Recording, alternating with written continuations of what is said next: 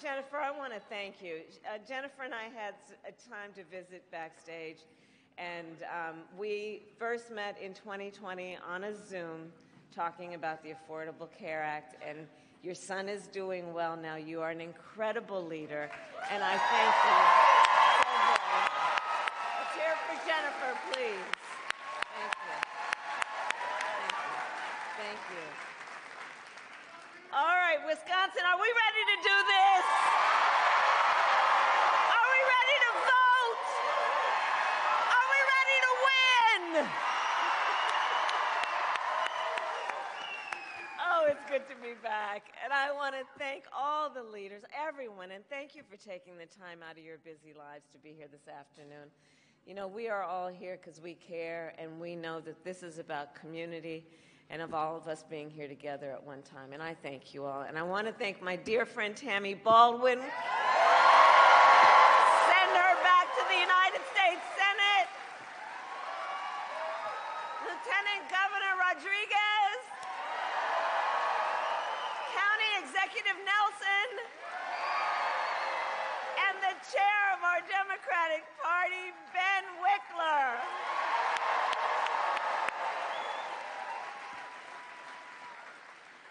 All right, we have work to do. Okay, Wisconsin, 4 days left in probably one of, if not the most consequential elections of our lifetime. And we have work to do still. We have a lot of work to do, but we like hard work. Hard work is good work. Hard work is joyful work. And make no mistake, we will win. We will win. We will win. We will win. And one of the reasons, and yes, we will win. And we will win, and we will win because we are the type of people who we know when you know what you stand for, you know what to fight for. You know what to fight for, right? And in this election, we have an opportunity to finally turn the page on a decade of Donald Trump trying to keep us divided and afraid of each other. We're done with that. We're done. We're exhausted with that. And we know that's who he is, but Wisconsin, that's not who we are. That's not who we are. That's not who we are, and it is time for a new generation of leadership in America.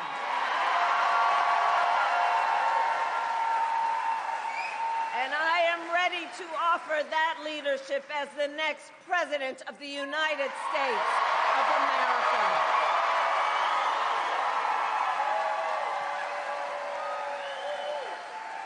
And Wisconsin, you know me, I'm not afraid of tough fights. For decades, clearly,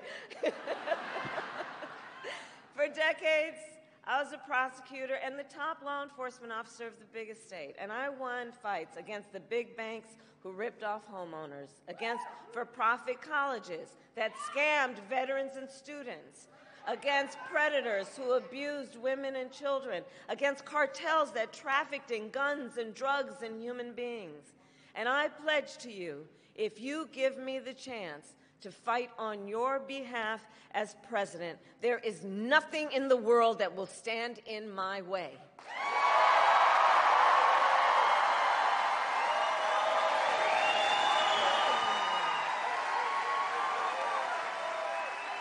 And look, and on the other side, we know who Donald Trump is. Now, this is not someone who is thinking about how to make your life better.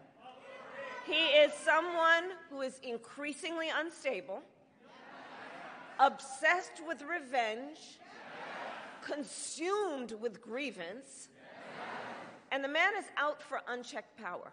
He's out for unchecked power. And in less than 90 days, you can picture the Oval Office. In less than 90 days, it's either going to be him or me sitting in the Oval Office. With your help. Okay.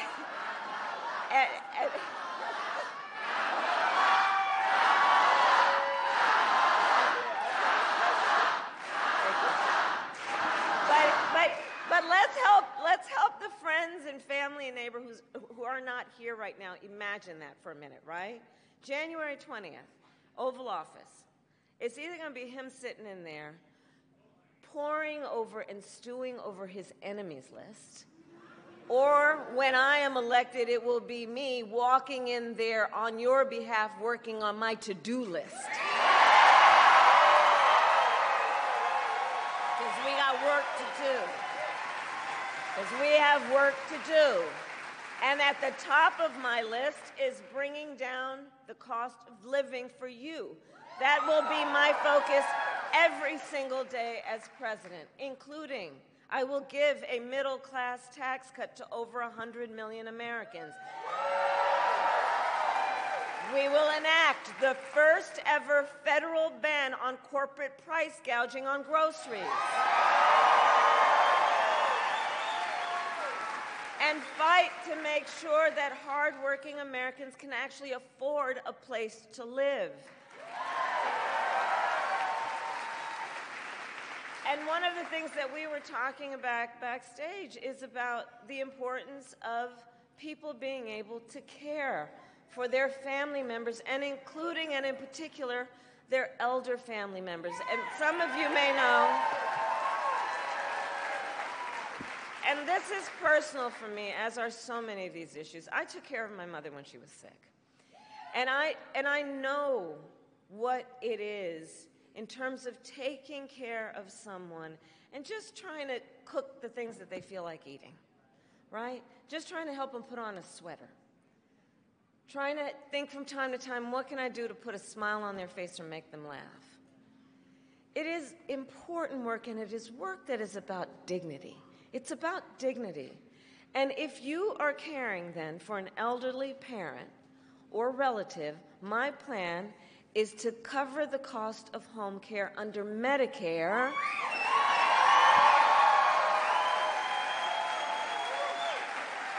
so you don't have to worry about either spending down whatever savings you have to qualify for Medicaid or quitting your job and cutting off a source of income to be able to stay at home. In particular, if you're in the sandwich generation, meaning that you are taking care of your kids while you are taking care of a parent. It's about dignity. And my plan will also lower the cost of child care. Again, about dignity. About dignity. My plan is to prioritize cutting taxes for small businesses. Do we have small business owners here? I love our small businesses. You are part of the backbone of America's economy, and that's the work we will do. We will do the work of lowering health care costs because I believe so deeply and strongly, access to health care should be a right and not just a privilege of those who can afford it. It's about values. It's about values. On the other hand, Donald Trump's answer to the financial pressures you face are the same as they were last time. Another $1 trillion in tax cuts for billionaires and the biggest corporations. And this time, he will pay for it with a 20% national sales tax on everything that you buy that is imported. Clothes, food, toys, cell phones. A Trump sales tax that would cost the average American family, economists have measured it, more than $4,000 a year that you are not paying, you would have to pay because of that tax. And on top of that, as we have discussed, he still wants to get rid of the Affordable Care Act, which would throw millions of people, millions of Americans, off of their health insurance and take us back to the time when insurance companies could deny people with pre-existing conditions. You remember what that was? Well, you are correct. We are not going back. We are not going back.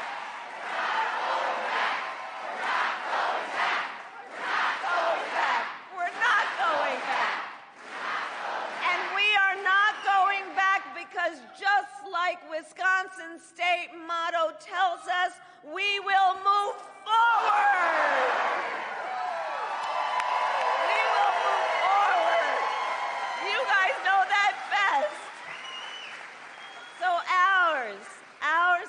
fight for the future, and it is a fight for freedom, like the fundamental freedom of a woman to be able to make decisions about her own body and not have her government tell her what to do.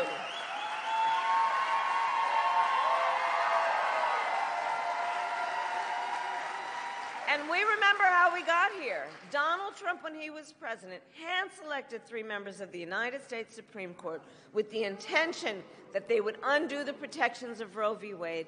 They did as he intended, and now over 20 states have a Trump abortion ban. Imagine, in America today, 1 in 3 women lives in a state with a Trump abortion ban, many with no exceptions, even for rape and incest, which is immoral. And Donald Trump's not done. He would ban abortion nationwide, yes, even here in Wisconsin were that to happen, and he would restrict access to birth control, put IVF treatments at risk, and force states, get this, to monitor women's pregnancies. Just Google Project 2025, which I still can't believe they put in writing. And let us agree, one does not have to abandon their faith or deeply held beliefs to agree the government shouldn't be telling her what to do. Not the government. Not the government. Not the government.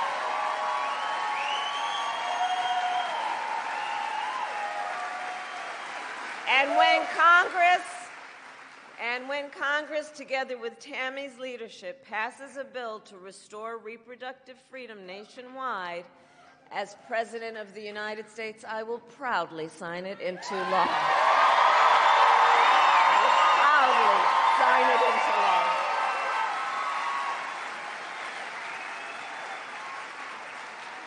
So, Wisconsin, I am asking for your vote. I am asking for your vote. And here is my pledge to you. Here is my pledge to you. As president, I pledge to seek common ground and common sense solutions to the challenges you face. I pledge that I am not looking to score political points. I am looking to make progress. And I pledge to listen to those who will be impacted by the decisions I make. I will listen to experts. I will listen to the people who disagree with me. Because you see, unlike Donald Trump, I don't believe that people who disagree with me are the enemy. He wants to put them in jail. I'll give them a seat at the table. That's what a democracy is about. That's what leaders do.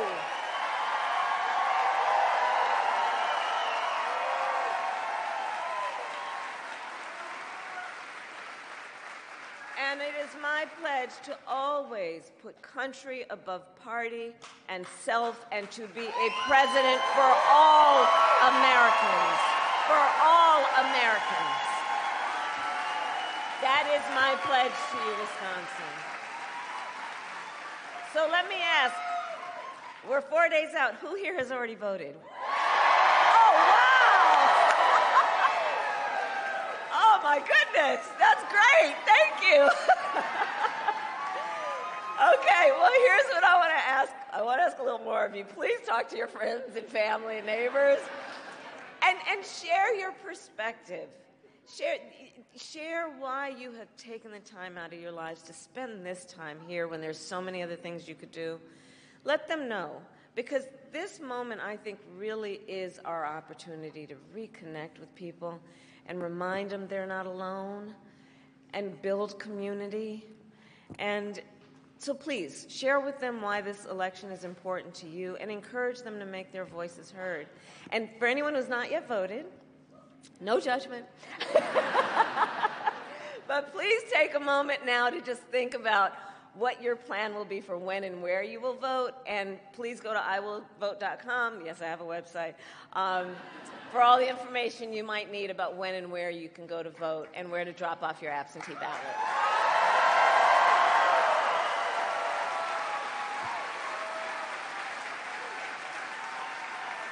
And Wisconsin, truly, we need everyone to vote here. You, Wisconsin, are going to make the difference in this election. You will make the difference. You will make the difference. And so it all comes down to this. We are here together because we love our country. We love our country. And when you love something, you fight for it. And I do believe it is one of the highest forms of patriotism, an expression of our love of our country, to then fight for the ideals of our country. That's what this is about. And it is fighting for the promise of America. And I'll tell you, I have always believed in our nation's promise because I have lived it. I grew up as a child of the Civil Rights Movement. My parents took me to the marches when I was in a stroller. And there were people there from every walk of life who came together to fight for freedom and for opportunity. Growing up, I saw how hard my mother worked to raise my sister and me and to give us the same chances that our country gave her.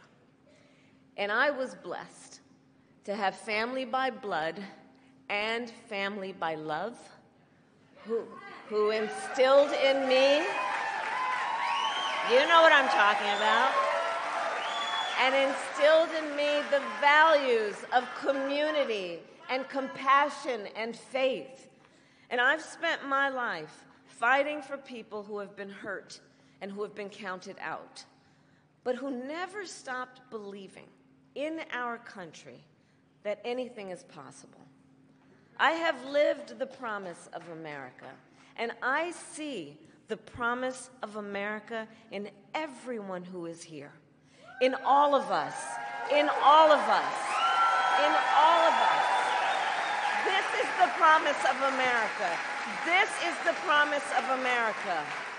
In the fathers and mothers and grandparents who work hard every day for the future of their children. In the women who refuse to accept a future without reproductive freedom. And in the men who support them.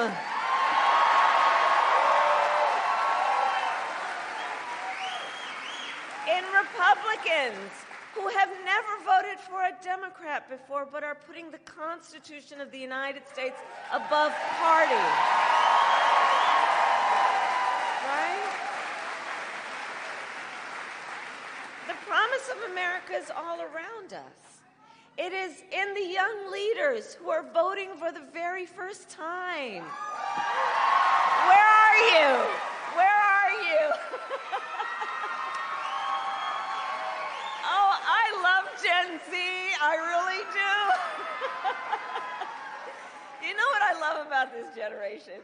You all are rightly impatient for change. You know?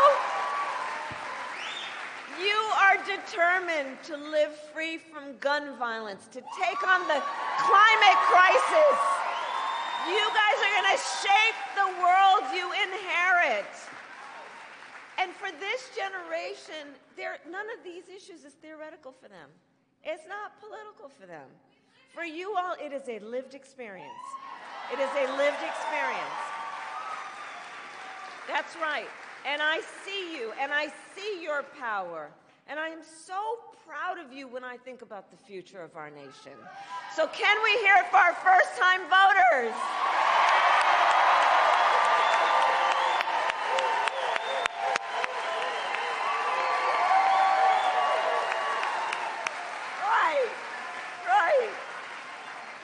Right.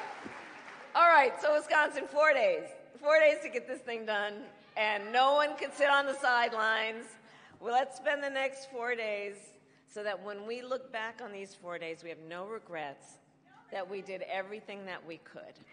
So let's knock on doors, let's text and call voters, let's reach out to family and friends and classmates and neighbors and coworkers. And as we do, please, I do ask you, let us be intentional about building community. Let us be intentional about building coalitions. Let us remind each other and others that we have so much more in common than what separates us. Let us do that. There is power in that. It will strengthen our country.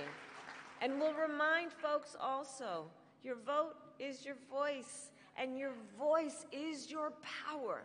It is your power.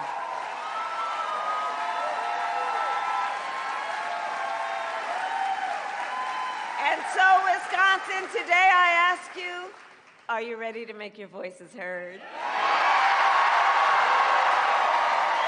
Do we believe in freedom? Do we believe in opportunity? Do we believe in the promise of America?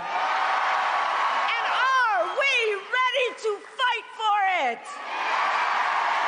And when we fight, we win. God bless you, and God bless the United States of America.